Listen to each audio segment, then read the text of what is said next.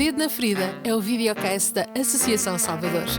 Um espaço para conversas transformadoras e questões fundamentais para construir uma sociedade mais inclusiva.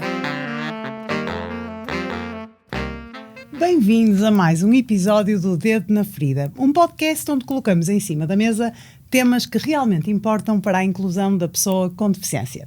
Eu sou a Catarina Oliveira e hoje tenho o privilégio de estar aqui com a Manuela Oliveira, arquiteta, ativista, embaixadora da Associação Salvador e uma pessoa que eu me orgulho muito de poder chamar de amiga. Obrigada, Manuela, por estares aqui connosco e por teres aceito o convite. Obrigada eu. Então, antes de começarmos a mergulhar no tema da arquitetura e da acessibilidade, que foi também o que te trouxe aqui, gostava que nos contextualizasses um bocadinho sobre a tua história, o teu projeto de vida, digamos assim, como é que te tornaste arquiteta, porquê essa paixão, o que tu nos quiseres partilhar para te conhecerem melhor lá em casa. Então, primeiro, olá a todos. É um prazer partilhar esta mesa contigo, amiga. Igualmente. Eu tenho 29 anos, eu sou de Vila Nova de Famalicão, sou arquiteta, sou membro da Comissão Técnica de Acessibilidades da Ordem dos Arquitetos, também sou membro da 100 anos, um centro de apoio à longevidade, sou atleta no ténis e cadeira de rodas e, por coincidência das coincidências, ou não, desde os 2 anos de idade tenho uma cadeira de rodas, daí eu estar ligada a estas questões das acessibilidades, porque parece que não, mas crescer com uma deficiência faz-nos estar atentos a muitas questões do dia-a-dia relacionadas com a acessibilidade, e por mais que nós não queiramos estar ligados, nós estamos ligados. Claro. A paixão pela arquitetura foi crescendo também com a ligação que eu tenho com o meu pai, ele é construtor, por isso esta coisa de o ver com desenhos, a construir casas, foi crescendo, e claramente com o facto de ser uma pessoa com deficiência e de perceber que havia muitas barreiras no meu dia-a-dia que poderiam ser tão facilmente resolvidas muitas das vezes com um desenho, fez-me enverdar muito por este caminho da arquitetura e cada vez mais estar mais próxima desta questão das acessibilidades, porque eu fui-me percebendo que infelizmente em arquitetura não há grande sensibilidade para esta parte das acessibilidades, e depois eu não consigo, enquanto pessoa que fui crescendo, eu não conseguia entender como é que um arquiteto não conseguia perceber como é que uma cadeira de rodas é suposto passar, funcionar. Claro. E claramente que acaba por estar ligada a esta parte das acessibilidades, porque é muito fácil ver determinadas coisas. Sim. Mas quando estavas na faculdade, houve assim algum momento em que tu pensaste: nem vou querer trabalhar nisto, ou seja, das acessibilidades, ou até foi crescendo esse interesse na própria faculdade por ti, não é? Por este tema das acessibilidades? Eu passei por essa fase. Claro. Eu passei por essa fase porque quando olhavam para mim, enquanto arquiteta, facilmente diziam que era esse o tema que eu ia trabalhar. E eu tive essa fase de, não é isso que eu faço. Porque eu também faço desenhos de casas bonitas ou de um edifício, como qualquer outra pessoa. A realidade é que este tema foi cada vez mais entrando, e se não for eu a tratar dele, tendo em conta que eu tenho a possibilidade e o privilégio de estar tanto por dentro, de perceber determinados pormenores que muito provavelmente muitas pessoas não conseguem perceber, quem é que mais vai fazer? Claro. E se calhar faz todo o sentido ter este papel ativo na parte das acessibilidades. Eu sou arquiteta como qualquer outra arquiteta que trabalha em determinados assuntos, e muitas das vezes posso nem sequer tocar sobre claro. O tema das acessibilidades, mas se eu tenho esta valência e esta sensibilidade, claro que eu tenho que trabalhar sobre este tema, e claro que tem que fazer sentido na minha vida também passar por aqui. Sim, é interessante isto também das pessoas acharem que pessoas com deficiência trabalham sempre sobre a área da deficiência, e nem sempre. Temos aqui pessoas que trabalham, mas nem sempre. E então vamos começar com um pequeno jogo, antes de mergulharmos mais no tema da arquitetura, e só tens que me dizer o que é que preferes. Vou-te fazer aqui umas perguntinhas. Preferes agir ou aceitar? Agir. Preferes reclamar ou sensibilizar? Sensibilizar. Mas reclamas também? Reclamo. Infelizmente é preciso reclamar, no entanto, eu também prefiro sensibilizar. E preferes te autorrepresentar ou ser representada? Autorrepresentar. Por fim, preferes adaptar o que já existe ou criar algo totalmente novo e acessível desde o início? Criar algo totalmente novo e acessível desde o início. É mais fácil. Temos um quadro em branco na realidade, é só pegar e fazer, podemos ser mais criativos, nós não temos quase que barreiras que nos impossibilitem e limitem a criatividade. em algo que já exista, há sempre aqui algumas características que façam com que nós... E realisticamente falando, embora, e tu própria já me mostraste muitos projetos onde às vezes até parece impossível adaptar-se, mas depois as coisas acabam por se fazer, às vezes adaptar um edifício já antigo e existente é de facto um desafio, não é? Sim, sem dúvida. Sentes isso no sem teu dúvida. trabalho? Nós temos o espaço, que muitas das vezes é mais reduzido e já dificulta, a própria utilização dos materiais, depois o próprio valor que a alteração da infraestrutura pode vir a ter, também é aqui um fator a considerar, por isso claramente que há aqui muitos fatores que possam limitar a opção e depois o próprio desenho. Olha, e tu no teu trabalho e na tua luta, no teu dia-a-dia também falas muito sobre este conceito da acessibilidade universal. Nós termos, eu não sei se são sinónimos, até me pode esclarecer acessibilidade universal, design universal, ouve-se muito estes conceitos, mas para explicar um bocadinho lá para casa, o que é isto de construir edifícios ou projetos tendo em conta esta acessibilidade universal e porquê é que isto é tão importante?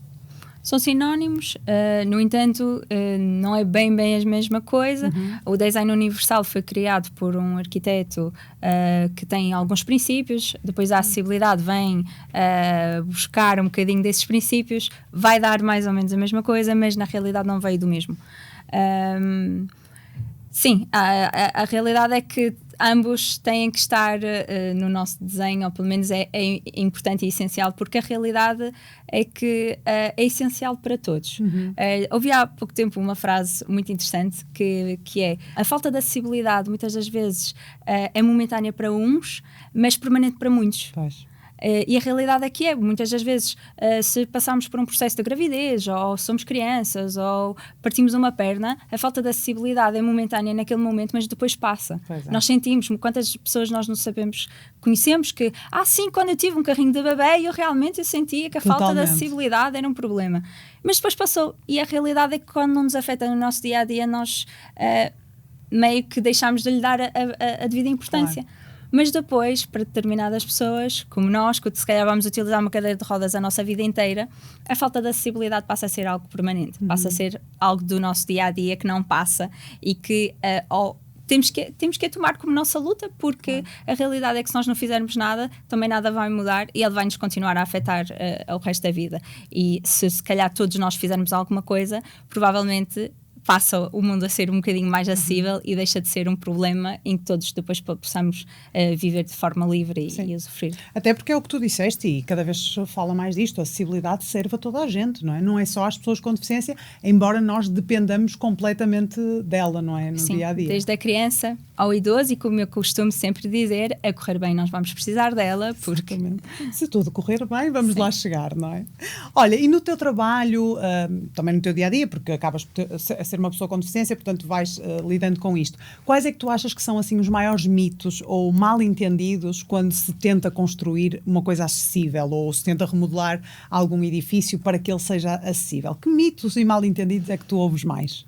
Há alguns. Primeiro, não vale a pena porque não vem cá ninguém que necessite. Este é o primeiro e a realidade é que depois disto é um ciclo vicioso, havendo falta de acessibilidade, realmente as pessoas não vão, não é preciso construir e depois nós não saímos aqui deste ciclo. Este é o primeiro, não vem cá ninguém, não precisamos, não vai dar o rendimento que é devido ao investimento. E continua a não ir lá ninguém. Exatamente. Depois... é feio, hospitalar e muito pouco estético. Tudo o que seja algumas soluções, muitas das vezes desenhadas. E a realidade é que, infelizmente, existem soluções muito feias e pouco estéticas, mas também existe cada vez mais soluções bonitas que possam estar perfeitamente integradas no espaço. E elas só são feias porque ninguém lhes dedica o tempo suficiente para que elas sejam bonitas. Sim. E porque nós não olhamos para elas como algo que realmente possa ter essa função e estética.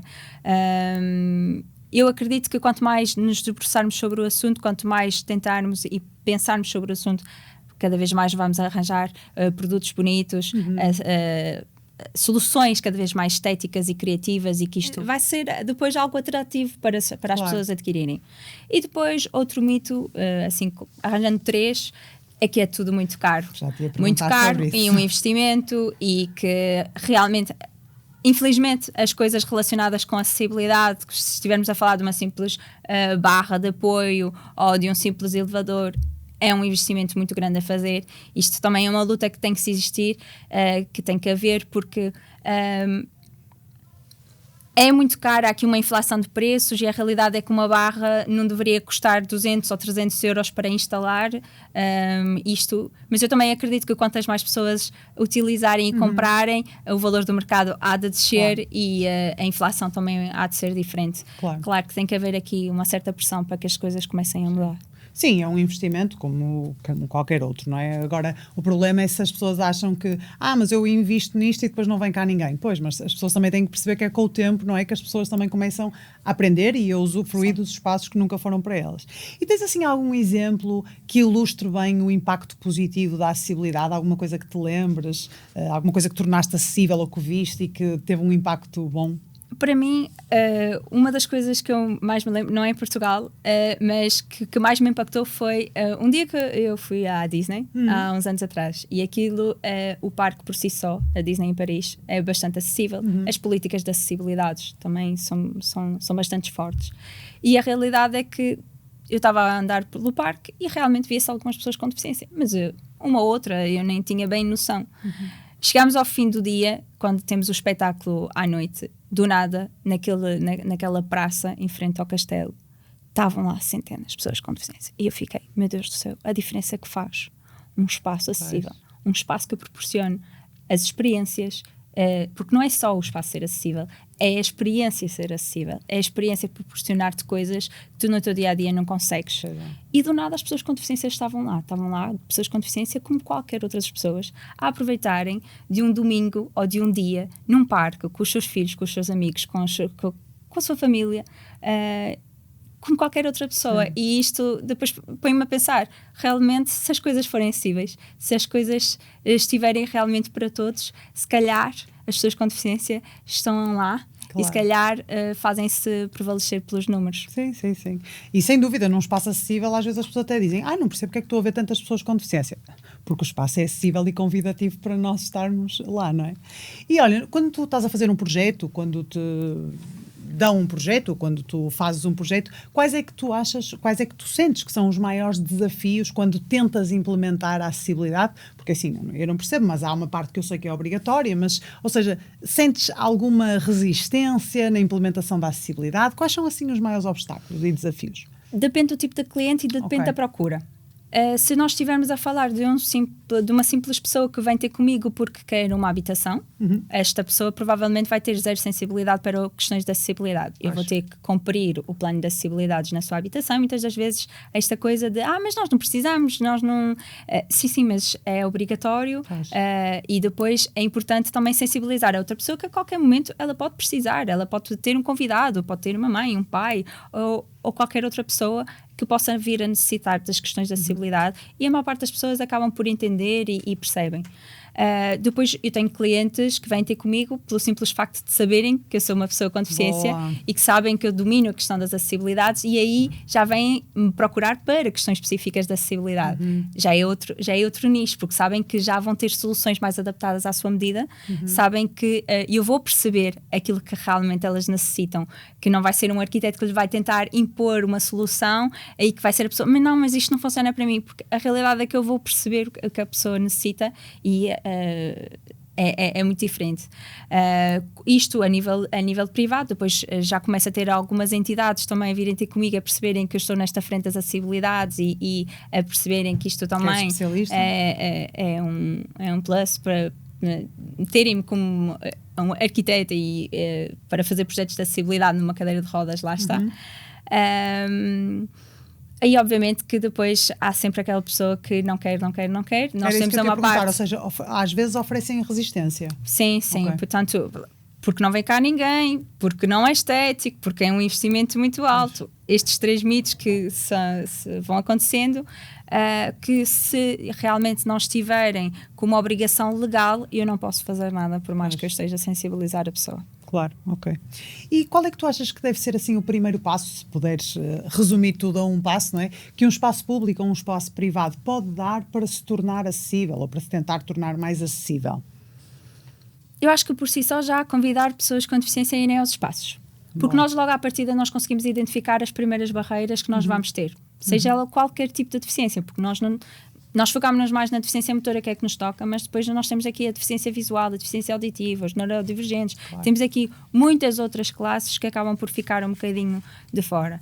E a realidade é que quando nós convidamos estas pessoas a estarem nos locais, nós apercebemos que realmente há pequeninas coisas logo à partida que nós podemos fazer de diferente. Depois deste passo, claramente, se nós quisermos realmente investir e perceber e fazer a diferença, é contratar alguém especialista em acessibilidade, que eu possa estar, que eu possa, além de cumprir a parte legal, que infelizmente em muitos sítios em Portugal ainda não cumprem e continuam a não cumprir. Há muitas outras coisas, um bom desenho que se possa fazer de muitas boas práticas que são utilizadas fora, que não são contempladas no nosso decreto de lei, que só um especialista em acessibilidade consegue fazer. E olha, tu tens um papel individual no teu trabalho, na tua luta também individual, no teu dia-a-dia, mas também estás ligada à Associação Salvador como embaixadora. Qual é que tu sentes que e a grupos de trabalho, não é? Que também são importantes. Qual é que tu sentes que é o papel aqui das associações também para tentar aumentar, digamos assim, ou dar força à luta das pessoas com deficiência, neste caso específico da acessibilidade, que é um tema que a Associação Salvador fala muito, não é? As associações cada vez mais têm aqui um papel fundamental nisto, porque a realidade é que pessoas de forma individual não conseguem ter o mesmo peso do que pessoas em grupo. E as associações vêm a representar estas pessoas em grupo. Estamos a falar de um grupo de pessoas que estão próximas das pessoas com deficiência, que conseguem conhecer as realidades e as necessidades e que conseguem depois fazer esta ponte e esta pressão política, social, e conseguem levantar a voz de muitas pessoas que têm as suas vozes caladas já há muitos anos. E como é que achas que nós podemos motivar essas pessoas com deficiência, mas também as sem deficiência, para se envolverem nesta luta? Nós falamos no início que a acessibilidade é para todos e, portanto, isto é um ponto assente, mas eu acho que às vezes as pessoas não estão muito motivadas. Como é que achas que nós as podemos motivar mais? Não é fácil, porque isto tem que partir das pessoas. As pessoas têm que trabalhar aqui o seu lado empático, tentar meter-se um bocadinho no papel dos outros. Depois há aqui uma proatividade que tem que existir, de percebermos o que é isto da falta de acessibilidades, o trabalho que existe e que está feito e o que é que se pode fazer. A nível de voluntariado, muitas das vezes nós conseguimos entrar em mundos que nos é desconhecidos e percebermos lutas que muitas das vezes nos passam um bocadinho ao lado, e sairmos um bocadinho da nossa zona de conforto vai fazer com que estejamos um bocadinho mais abertos para com o outro, e que possamos aí, sim, fazer a diferença. Sim. E ao longo do teu trajeto, principalmente enquanto profissional, alguma história que te tenha marcado particularmente, ou até na tua vida pessoal, não é? Porque com certeza inspiras também muitas pessoas na vida pessoal. Alguma história que te impactou, ou que sentiste que fizeste a diferença? Então, eu pensando sobre isto a nível pessoal, há a história de um amigo que infelizmente teve um acidente de trabalho e que viu-se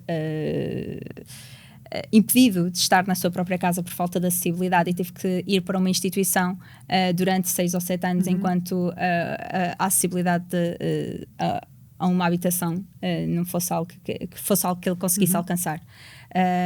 Estamos a falar de uma pessoa da nossa idade, jovem, que teve que ir para um lar, sair do seu meio familiar, da sua família, depois, na fase de um luto de uma vida, porque a vida dele acabou por mudar de uma forma drástica, e ter que ficar longe da sua casa e por falta de acessibilidade. Isto é algo que a nível pessoal mexe um bocadinho, porque pensamos, como é que é possível isto acontecer?